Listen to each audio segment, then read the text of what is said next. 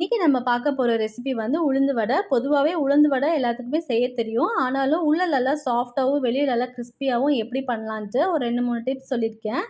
மறக்காம video skip பண்ணாம பாருங்க. இதில தான் நம்ம இந்த உளுந்து வடை கூட சேர்க்க போற பொருட்கள். இப்போ இந்த உளுந்த நல்லா 1 1/2 மணி நேரம் ஊற வச்சு நம்ம எடுத்து வச்சிருக்கோம். இத நல்லா இந்த மாவா இந்த மாதிரி ஆட்டி எடுத்து வச்சுக்கலாம். இத நல்லா இந்த மாதிரி கையில கலக்கி விட்டுக்கோங்க. நல்லா இந்த மாதிரி பஞ்சு மாதிரி வரணும். இப்போ இது கூட 2 பெரிய வெங்காயத்தை நல்லா சின்ன சின்னதாக சாப் பண்ணி சேர்த்துக்கலாம். கூடவே கொஞ்சம் குருமிளகு காரத்துக்கு ஏற்ற மாதிரி இந்தமாதிரி முழுசாகவும் சேர்த்துக்கலாம். இல்லை நீங்கள் அதை தட்டி விட்டு கூட சேர்த்துக்கலாம்.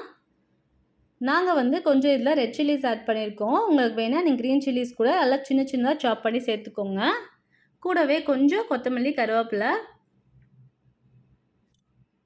இப்போ கொஞ்சம் பேக்கிங் சோடா,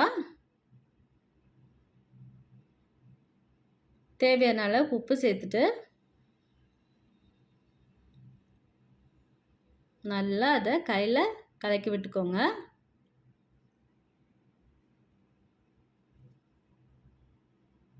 இப்போ இதுக்கு நம்ம தேவையான அளவுக்கு அரிசி மாவு சேர்த்துக்கலாம்.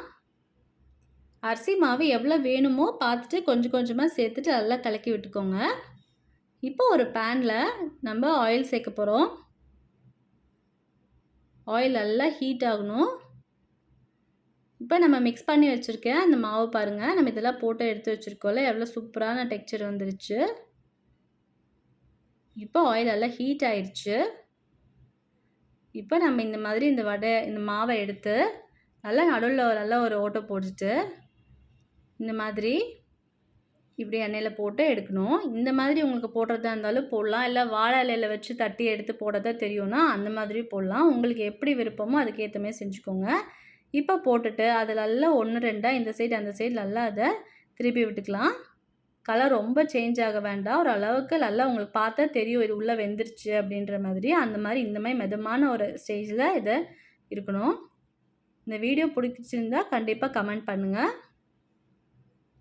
அவ்வளோதான், சூப்பரான வடை ரெடி ஆயிடுச்சு. இப்போ இது கூட ஒரு சட்னி எப்படி ரெடி பண்ணுறதுன்னு பார்த்துக்கலாம். அதுக்கு கொஞ்சம் தேங்காய், சின்ன வெங்காயம், கொஞ்சம் புளி, இஞ்சி பூண்டு, காரத்துக்கு 5 மிளகா இல்லை க்ரீன் சில்லிஸ், கூட உப்பு சேர்த்து நல்லா அதை அரைச்சி எடுத்துக்கலாம். மறக்காமல் லைக் பண்ணி, சப்ஸ்கிரைப் பண்ணி, ஷேர் பண்ணி வச்சுக்கோங்க. அப்போ தான் நான் போடுற ஒரு வீடியோவும் உங்களுக்கு வரும்.